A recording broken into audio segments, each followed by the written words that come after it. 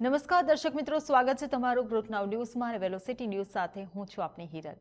ગુજરાતને 2047 સુધી USD 3.5 trillion અર્થતંત્ર બનાવવા માટેની યાત્રાને ઝડપી બનાવવા મુખ્યમંત્રી ભૂપેન્દ્ર પટેલ અને નાયબ મુખ્યમંત્રી હર્ષ સંઘવીની ઉપસ્થિતિમાં આ ઔદ્યોગિક નીતિ 2026ની મહત્વપૂર્ણ જાહેરાત ગાંધીનગરના મહાત્મા મંદિર ખાતેથી કરવામાં આવી હતી।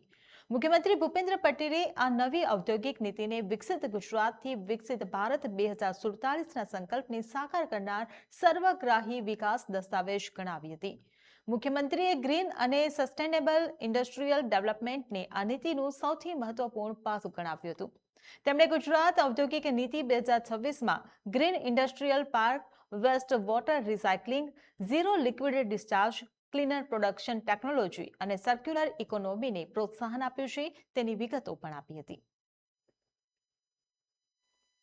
આ નીતિનું સૌથી મહત્વનું પાસું ગ્રીન અને સસ્ટેનેબલ ઇન્ડસ્ટ્રીઝ ડેવલપમેન્ટ છે। ગુજરાત ઔદ્યોગિક નીતિ 2026માં green industries park, waste water recycling, zero liquid discharge, cleaner production technology અને સર્ક્યુલર ઇકોનોમીને પ્રોત્સાહન અપાયું છે। આપણે એવું ગુજરાત બનાવવું છે જ્યાં ઉદ્યોગ વિકાસ કરે, રોજગાર વધે, રોકાણ આવે, પરંતુ સાથે પર્યાવરણનું સંરક્ષણ પણ થાય। આ જ સાચો સર્વાંગી વિકાસ છે। આ અભિગમ આગામી પેઢી માટે વધુ સુરક્ષિત અને સ્વાસ્થ્ય પર્યાવરણ સુનિશ્ચિત કરશે। ગાંધીનગર સ્થિત મહાત્મા મંદિર ખાતે મુખ્યમંત્રી ભૂપેન્દ્ર પટેલના વરદ હસ્તે વિકસિત ગુજરાત ઇન્ડસ્ટ્રીયલ પોલિસી 2026નું લોન્ચિંગ કરવામાં આવ્યું હતું। આ પ્રસંગે સંબોધન કરતા રાજ્યના ગૃહમંત્રી તેમજ નાયબ મુખ્યમંત્રી હર્ષ સંઘવીએ દેશના વિકાસમાં ગુજરાત રાજ્યનો મહત્વનો ફાળો હોવાનું જણાવ્યું હતું। તેમણે કહ્યું કે દેશનો માત્ર 5% જમીનનો હિસ્સો આપણા ગુજરાતનો છે, તો 6% જેટલી આપણી જનસંખ્યા છે અને આ 6% છતાં દેશના ઉત્પાદનમાં 18%નું યોગદાન આપે છે, તો દેશના જીડીપીમાં 8.2% જેટલો ગુજરાતનો ફાળો છે, તો દેશની સૌથી વધુ એમએસએમઈ આપણે ત્યાં છે। આ ઉપરાંત પણ અનેક ક્ષેત્રોમાં ગુજરાત અગ્રેસર છે, ત્યારે આ નવી પોલિસી આપ સૌના સપના સાકાર કરશે। આપણે દેશમાં માત્ર 5% જમીન હિસ્સો આપણો છે, આસપાસ 6%ની આપણી જનસંખ્યા છે। આ 6%ની જનસંખ્યા દેશનું 18%થી બી વધારે જે ઉત્પાદન છે તે આપણા રાજ્યમાંથી થઈ રહ્યું છે। દેશની જીડીપીમાં 8.2% એ આપણો ફાળો છે। દેશના જે કાર્ગો હેન્ડલિંગ છે તેમાં 40% કાર્ગો હેન્ડલિંગ એ માત્ર ને માત્ર ગુજરાતમાંથી થઈ રહ્યું છે। 33% જેટલું એવરેજ એક્સપોર્ટ એ આપણા ગુજરાતમાંથી થઈ રહ્યું છે। તેના માટે બી આપ સૌ લોકોને અભિનંદન આપું છું। દેશની સૌથી વધારે એમએસએમઈ એ આપણા રાજ્યમાં છે।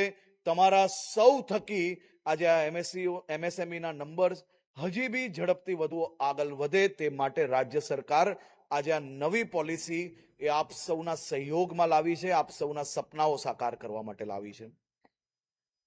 ગુજરાતના ખેડૂતોના વિવિધ પ્રશ્નો મુદ્દે હવે આંદોલન વધુ ઉગ્ર બન્યું છે।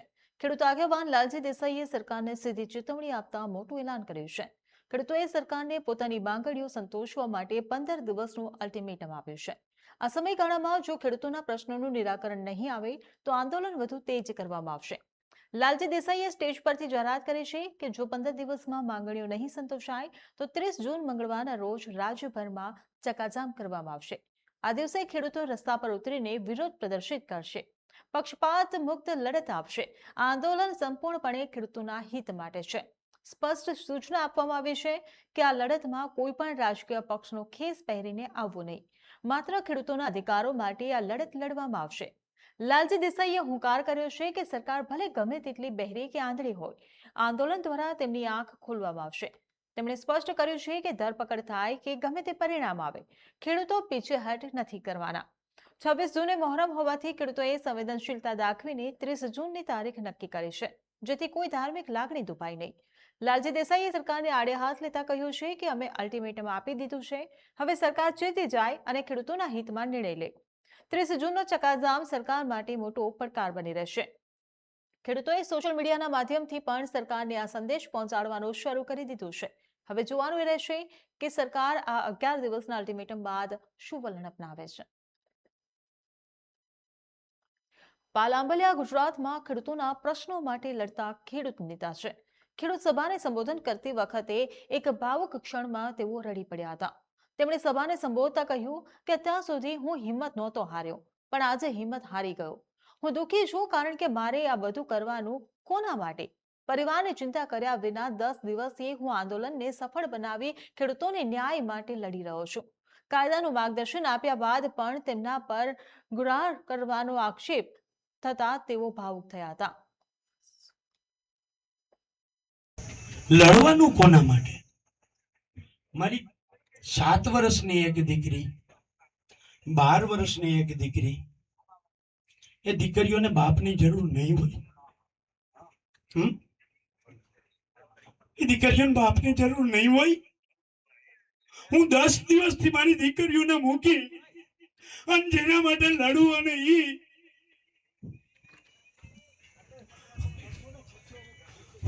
પણ કોના માટે? શું કરવાનું ભરતજી? આટલું કર્યા પછી ભરતજી પીડા તો થાય, દર્દ થાય. મારી જગ્યાએ તમે હો તો તમને પણ થાય. કોના માટે લડવાનું?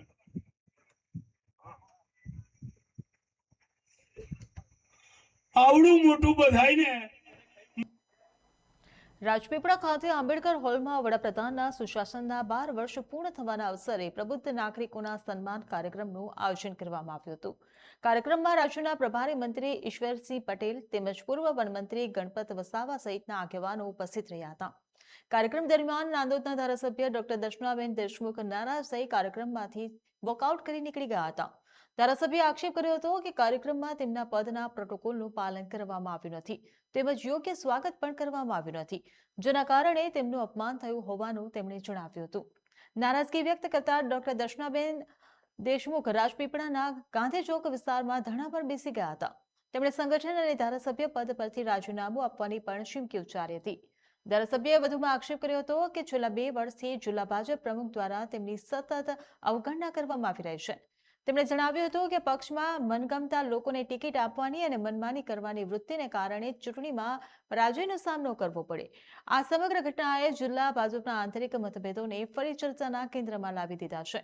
નર્મદા જિલ્લાના રાજકીય ઘટનાક્રમમાં ધારાસભ્ય ડોક્ટર દર્શના દેશમુખના ધરણાને હવે ભરૂચના સાંસદ મનસુખ વસાવાનું ખુલ્લું સમર્થન મળ્યું છે.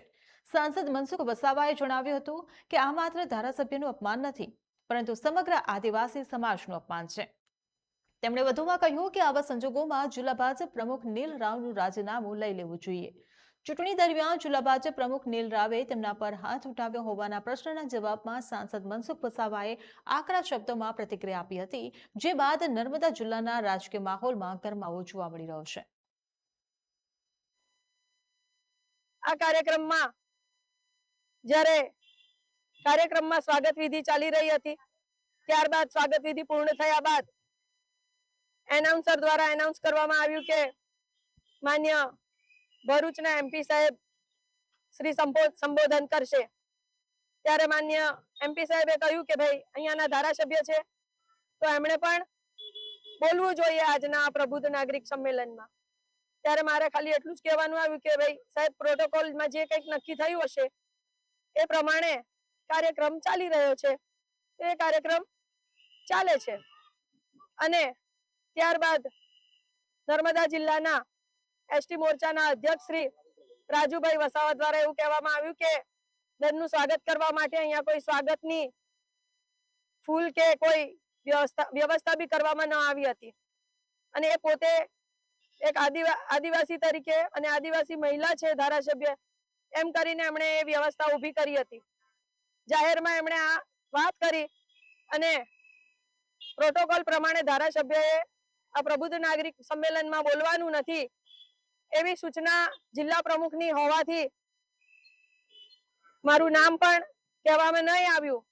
અને આથી મનસુખભાઈ વસાવા જ્યારે સભાને સંબોધિત કરવા માટે ઉભા થયા અને આ બધી આખી ઘટના માન્ય પ્રભારી મંત્રી શ્રી, માન્ય પ્રભારી શ્રી, માન્ય સાંસદ શ્રી અને એસટી મોરચાના અધ્યક્ષ શ્રી ગણપતભાઈ વસાવાની હાજરીમાં થયું છે.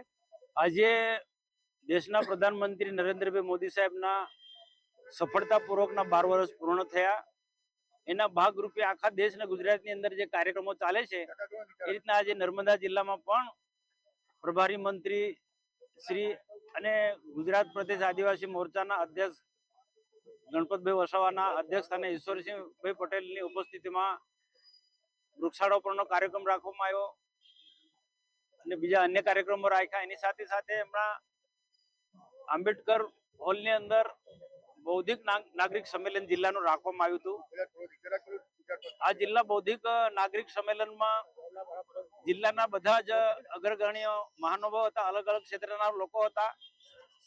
તો સ્વાભાવિક છે કે જિલ્લાનો અને આદિવાસી જિલ્લો હોય તો સ્થાનિક ધારાસભ્યને બોલવા માટે સમય આપવો જોઈએ. 5 મિનિટ 10 મિનિટ સમય બધાને ફિક્સ કર, 5-5, 7-7 મિનિટનો એમાં કઈ બહુ મોટો ફરક પડતો નથી. પણ આખું જે વ્યવસ્થિત રીતના દેશ નરેન્દ્રભાઈ મોદીના કાર્યક્રમને અમે ખૂબ ઉત્સાહ ઉમંગથી ઉજવી રહ્યા છે, પણ એમાં ક્યાંક ને ક્યાંક કેટલાક લોકો આમાં વિઘ્ન નાખી રહ્યા છે. દર્શનાબેન નું સતત નીલ રાવ જિલ્લા પ્રમુખ એ અપમાન કરે છે. આ જિલ્લાના ઘણા એવા પાર્ટીના જૂના કાર્યકર્તાઓનું પણ અપમાન કરે છે. દિનેશભાઈ તડવી એક સમયના પ્રદેશ માજી મંત્રી હતા. એમને એવું કહ્યું કે આના દિનેશના પગથિયા કમલમના પગથિયા ચડાવવાના બંધ કરાવી દઈશ. તો આ પ્રકારની માનસિકતા વાળો જિલ્લા પ્રમુખ નીલ રાવ આજે બેનનું ખૂબ અપમાન કર્યું છે. 5 મિનિટ બોલવા માટે એમને સમય કહેવાનો હતો. બધાને કહી દઉં ભાઈ, સ્થાનિક ધારાસભ્ય તો અને રાજપીપળામાં કાર્યક્રમ હોય, નર્મદા જિલ્લામાં રાજપીપળામાં કાર્યક્રમ હોય, જેનો મત વિસ્તાર છે અને પ્રજાની વચ્ચે સતત કામ કરે છે, એવા ધારાસભ્યનું અપમાન કરવામાં આવે એ તો કોઈ સંજોગોમાં ના ચાલે. નર્મદાના ધારાસભ્ય ડોક્ટર દર્શનાબેન દેશમુખ દ્વારા કરવામાં આવેલા ધરણાના મામલે જિલ્લા ભાજપ પ્રમુખ નીલ રાવે પોતાની મહત્વની પ્રતિક્રિયા આપતા જણાવ્યું કે આ પક્ષના પરિવારની આંતરિક બાબત છે અને સમગ્ર કાર્યક્રમ કેન્દ્ર દ્વારા નક્કી કરાયેલા પ્રોટોકોલ મુજબ જ ચાલી રહ્યો હતો. તેમણે સ્પષ્ટતા કરી કે સાંસદ મનસુખ દાદાની પણ ઈચ્છા ધારાસભ્યને વક્તવ્યની તક મળે તેવી જ હતી, પરંતુ ક્યાંક પ્રોટોકોલને લઈને ગેરસમજ ઊભી થાય છે, જેને આગામી દિવસોમાં ચર્ચા અને પક્ષના વરિષ્ઠ આગેવાનો સાથેની વાતચીત દ્વારા ટૂંક સમયમાં જ ઉકેલી લેવામાં આવશે. વધુમાં ધારાસભ્ય દ્વારા ઉઠાવવામાં આવેલા ચૂંટણી સંબંધિત આક્ષેપો પર વિરામ મૂકતા નીલ રાવે સ્પષ્ટ કર્યું કે તેમની પત્ની રાજકારણમાં સક્રિય નથી અને કોઈ ચૂંટણી લડવાની નથી. મનસુખ દાદા અને દર્શનાબેન બંને તેમના વડીલ સમાન છે, જેથી સંગઠનને મજબૂત રાખવા તમામ મુદ્દાઓ ચર્ચાથી ઉકેલાશે. જો કે આ પક્ષીય આશ્વાસન અને આંતરિક મધ્યસ્થીના પ્રયાસો વચ્ચે પણ બીજી તરફ ધારાસભ્ય ડોક્ટર દર્શના દેશમુખ હજુ સુધી પોતાના ધરણા પર યથાવત બેઠા હોવાનું જાણવા મળી રહ્યું છે. જે અમારો કાર્યક્રમ હતો, કાર્યક્રમની અંદર તમામ લોકોનું સ્વાગત સન્માન કર્યા બાદ જ્યારે ઉદ્બોધનનો સમય હતો ત્યારે આ જે કાર્યક્રમ હોય છે એ કાર્યક્રમ કેન્દ્રની યોજના હોય છે. પ્રદેશ સંગઠનમાંથી નિશ્ચિત કરેલા વક્તાઓ આ કાર્યક્રમમાં આવતા હોય છે અને એ પ્રમાણે કાર્યક્રમની રૂપરેખા પ્રમાણે કાર્યક્રમ ચાલતો હતો. ત્યારે માન્ય સાંસદશ્રીના ઉદ્બોધન હતું ને તો સાંસદશ્રી દ્વારા સૂચન કરવામાં આવ્યું કે ભાઈ બેનને પણ તક આપો, એટલે બધાએ બેનને બોલવા પણ કીધું. પણ બેનને ક્યાંક ગેરસમજ ઊભી થઈ અને ત્યારબાદ બેન થોડાક આક્રોશમાં આવીને જે ગેરસમજના કારણે જે આખી ઘટના ઘટી છે.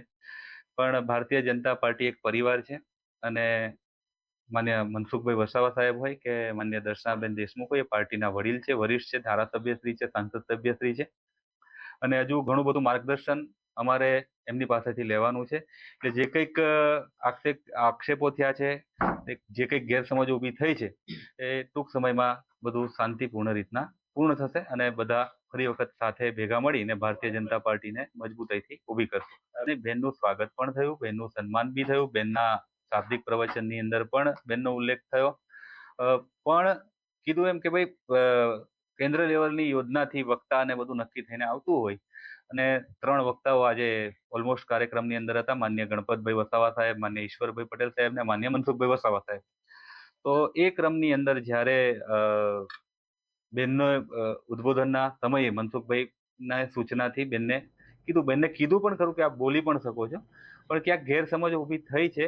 ઘણી બધી વખત આગળ પણ ગેરસમજ ઊભી થઈ છે અને બધી વખત દૂર થઈ છે. હમણાં પણ આ બધી ગેરસમજો દૂર થશે. બધા એક જ પાર્ટીના કાર્યકર્તાઓ છે, આગેવાન છે, એટલે મોટા બેન છે ને દાદા તો દાદા છે, એટલે ભેગા મળીને બધા કામ કરીશું. વડાપ્રધાન નરેન્દ્ર મોદીના નેતૃત્વ હેઠળના 12 વર્ષ પૂર્ણ થતા ભાજપ દ્વારા દેશભરમાં વિકાસ, વિશ્વાસ અને જનકલ્યાણના કાર્યક્રમો યોજવામાં આવી રહ્યા છે. ત્યારે જામનગરમાં પણ શહેર જિલ્લા ભાજપ દ્વારા સંયુક્ત પ્રેસ કોન્ફરન્સ યોજવામાં આવી હતી, જેમાં કેન્દ્ર સરકારની વિવિધ લોક કલ્યાણકારી યોજનાઓ અને વિકાસ કાર્યોને ઉજાગર કરવામાં આવ્યા. જામનગર ખાતે યોજાયેલી પ્રેસ કોન્ફરન્સમાં ગુજરાત સરકારના કેબિનેટ મંત્રી અને જામનગરના પ્રભારી મંત્રી અર્જુન મોઢવાડિયાએ કેન્દ્ર સરકારના 12 વર્ષના કાર્યકાળની સિદ્ધિઓ અંગે માહિતી આપી હતી. આ સાથે જ તેમણે કેન્દ્ર સરકાર દ્વારા જામનગર જિલ્લા માટે જે વિકાસ કાર્યોની ભેટ આપી છે તે અંગે પણ વિગતો આપી હતી. જ્યાં સુધી જામનગર જિલ્લાને લાગે પડે ત્યાં સુધી મોદી સાહેબે ખાસ ઇમ્પોર્ટન્ટ અહીંયા જામનગર હાલાર પંથકને આપેલું છે. અહીંયા સૌથી પહેલી વંદે ભારત ટ્રેન પણ જામનગરથી શરૂ કરવામાં આવી. આખો દ્વારકા કોરિડોરનું આયોજન મોદી સાહેબે એક રાષ્ટ્રીય પ્રોજેક્ટ તરીકે હાથમાં લીધું. કાનાલુસથી શરૂ કરીને ઓખા સુધી ડબલિંગ કરવાનું કામ પણ હાથમાં લેવાઈ ગયું છે. એ ઉપરાંત અહીંયા જામનગરથી અમૃતસર એક્સપ્રેસવે એની કામગીરી પણ મોટાભાગની પૂરી થઈ છે. બીજા પણ અનેક પ્રકારના રસ્તાઓ જામનગરને જોડવામાં આવ્યું છે. નાની મોટી અનેક યોજનાઓ આ વિસ્તારને મળી છે. ઉદ્યોગોથી ધમધમતું આ વિસ્તાર કરવામાં આવ્યો છે. એટલે દરેકે દરેક વિસ્તારો છે એને આ 12 વર્ષની અંદર વિકાસના ફળ પહોંચાડવામાં આવ્યા છે. જામનગર શહેરના જાહેર પરિવહન ક્ષેત્રે આજે એક નવા અને પર્યાવરણ મિત્ર યુગની ભવ્ય શરૂઆત થઈ છે, જેમાં જામનગર મહાનગરપાલિકા દ્વારા આજથી હાઈટેક ઈ બસ સેવાનો વિધિવત રીતે પ્રારંભ કરવામાં આવ્યો છે. વન અને પર્યાવરણ મંત્રી અર્જુનભાઈ મોઢવાડિયા તેમજ શિક્ષણ મંત્રી રીવાબા જાડેજાના હસ્તે આ આધુનિક બસ સેવાને લીલી ઝંડી આપી ફ્લેગ ઓફ કરવામાં આવ્યું હતું. પ્રાથમિક તબક્કે શહેરના 5 અલગ અલગ મહત્વના રૂટ પર 23 જેટલી અદ્યતન ઈ બસો દોડતી કરવામાં આવી છે, જે સ્થાનિક નાગરિકોની સુવિધાસભર, પ્રદૂષણ મુક્ત અને આરામદાયક સફરનો અનુભવ કરાવશે. આ નવીનતમ પહેલથી જામનગર શહેરમાં ટ્રાફિકની સમસ્યા હળવી થવાની સાથે સાથે વાયુ પ્રદૂષણમાં પણ મોટો ઘટાડો નોંધાશે, જે સ્માર્ટ સિટી તરફ વધતા જામનગર માટે એક મહત્વનું કદમ સાબિત થશે. રાજકોટ મહાનગરપાલિકા દ્વારા શહેરમાં વેચાતા ભેળસેળ યુક્ત ખોરાકને લઈને એક બહુ મોટી જાહેરાત કરવામાં આવી છે. રાજકોટના મેયર ડોક્ટર નેહલ શુક્લએ ભેળસેળિયા તત્વોને ખુલ્લી ચેતવણી આપતા આજથી જ આખું વર્ષ એટલે કે 1 વર્ષ સુધી ચાલનારી મેગા ડ્રાઈવનું આયોજન કરવાની મહત્વની જાહેરાત કરી છે. મેયરે આકરા શબ્દોમાં પ્રહાર કરતા ભેળસેળિયા તત્વોને આતંકીઓ સાથે સરખાવ્યા હતા અને જણાવ્યું હતું કે લોકોના સ્વાસ્થ્ય સાથે ચેડા કરી ભેળસેળ કરનારાઓ આતંકી ષડયંત્ર જેટલું જ મોટું પાપ કરી રહ્યા છે. આ ઝુંબેશ અંતર્ગત તૈયાર ખાદ્ય ખોરાકથી લઈને અનાજ સુધીના તમામ સ્તરે 3 અલગ અલગ કેટેગરીમાં કડક ચેકિંગ હાથ ધરવામાં આવશે. આ ઉપરાંત સેમ્પલ લીધા બાદ લેબોરેટરીમાં તેના નમૂનાનું પરીક્ષણ ખૂબ જ ઝડપથી થાય તેવી ખાસ વ્યવસ્થા ઊભી કરવામાં આવશે. મેયર ડોક્ટર નેહલ શુક્લએ સામાન્ય જનતાને પણ અપીલ કરી છે કે જો તેમની આસપાસ કોઈ આવા લેભાગુ તત્વો ભેળસેળ કરતા માલુમ પડે તો તેની માહિતી તાત્કાલિક તંત્રને આપે, જેથી કરીને આ કડક કાર્યવાહીને સફળ બનાવી શકાય. એ વાત છે ખોરાકમાં ભેળસેળની. રાજકોટ મહાનગરપાલિકા ખૂબ મોટા પાયે કડક હાથે એક આની વિરુદ્ધની એન્ટી ડ્રાઈવ લેવા જઈ રહી છે. ગુજરાત સરકારના મુખ્યમંત્રી Shri Bhupendrabhai Patel, deputy chief minister Shri Harshbhai Sanghavi અને આરોગ્ય મંત્રી શ્રી પ્રફુલભાઈ પાનસેરિયા સહિતની સૌની ઈચ્છા છે કે ખોરાકમાં ભેળસેળ ગમે તે કારણોસર થઈ રહી હોય પણ કડક હાથે અટકાવવી જોઈએ. અને આ ભેળસેળ એ એક નાનકડું આતંકવાદી કાવતરું જ છે. વેપારીઓ સમજણમાં કે અણસમજણમાં ક્યાંક પોતાના વધારે નફા માટે દરેક કુટુંબના નાના બાળકથી લઈ અને અત્યંત વૃદ્ધ પરિવારના વ્યક્તિ સુધીનું મારા તમારા સૌ ઉપર આ એટેક છે. ડ્રાઈવ તો આને ડ્રાઈવ કરતા આખા વર્ષની કેમ્પેઇન જ કહીએ અમે કે આખા વર્ષની કેમ્પેઇન રાજકોટ મહાનગરપાલિકા હવે શરૂ કરે છે. આપણા જેટલા ખાણીપીણીના જેટલા આઉટલેટ્સ છે, રેસ્ટોરન્ટ હોટલ્સથી લઈને અમારા હોકર ઝોનથી લઈને નાનું મોટું જ્યાં પણ થાય, એમાં આખું વર્ષ અત્યારે અમે 8 ટીમો તો બનાવી દીધી છે સાથે રાખીને. હવે એને પણ અમે આગળ એનહાન્સ કરતા જઈશું, પણ શું ખૂબ સઘન કાર્યવાહી આ બાબતમાં અમે લેવા જઈ રહ્યા છીએ.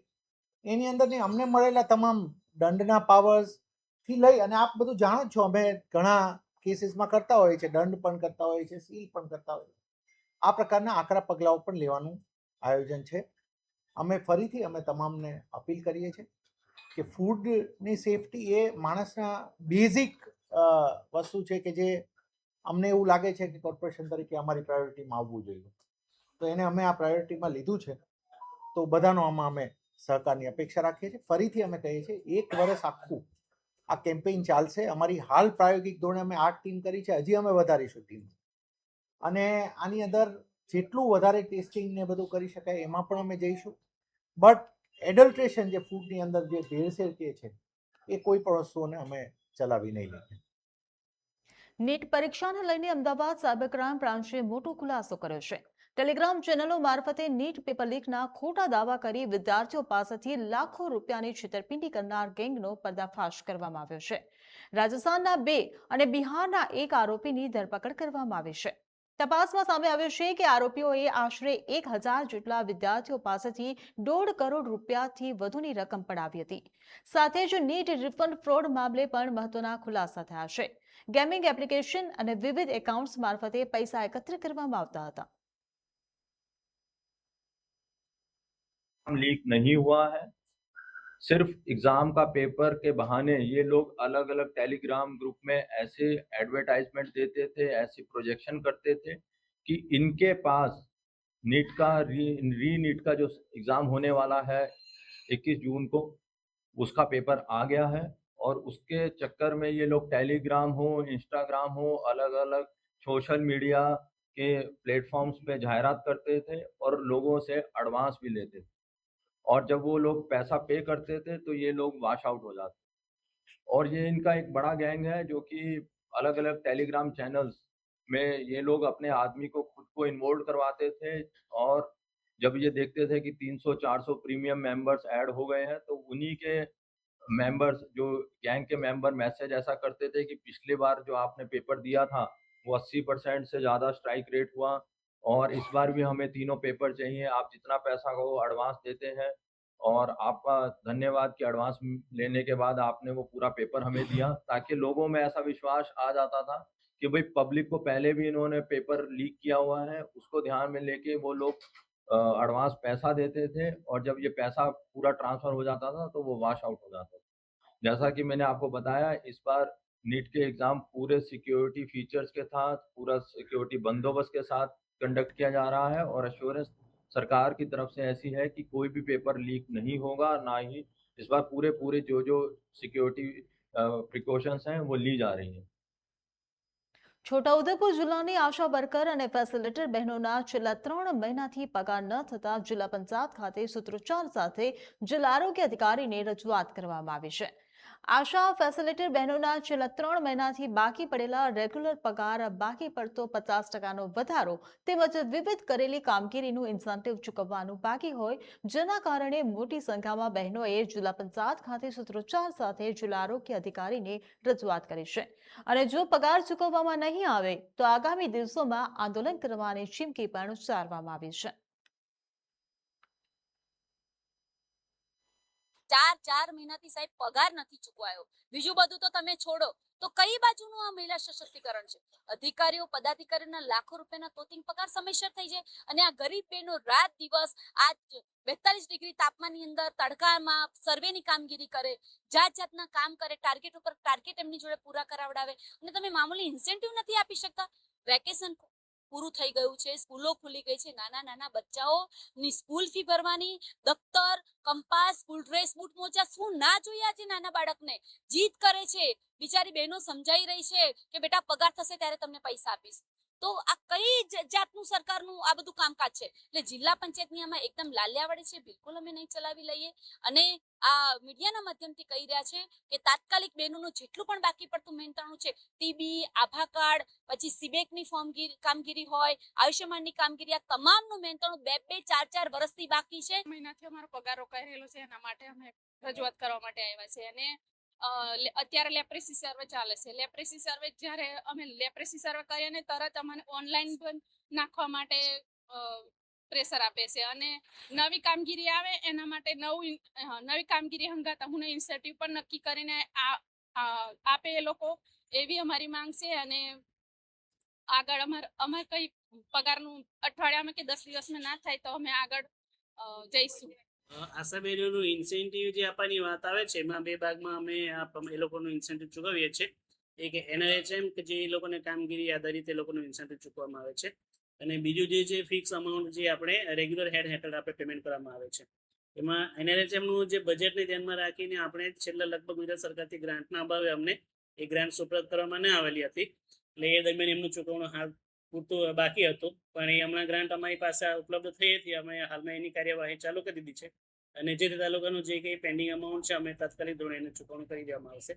અને આ જે ચૂકવણું કે આશા લોકોની કોઈ પણ જાતની નાની મોટી ફરિયાદો હોય તો અમારે તાલુકા કક્ષાની અને જિલ્લા કક્ષાની ફરિયાદ નિવારણમાં અમે નિયમિત રીતે આપણે મીટિંગ બોલાવીને એ લોકોને જે કંઈ પ્રશ્નો હોય એનું આપણે ચર્ચા કરીને એનું નિરાકરણ લાવીએ છીએ.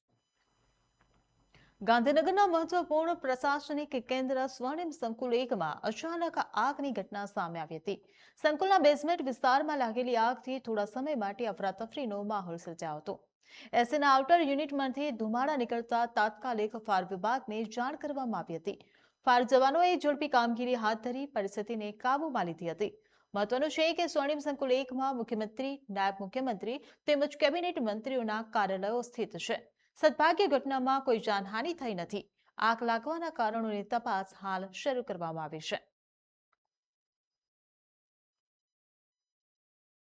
બુલેટિનમાં હાલ બસ આટલું જ. સમાચારોની અપડેટ માટે જોતા રહો ગ્રોથ નાવ ન્યૂઝ. નમસ્કાર.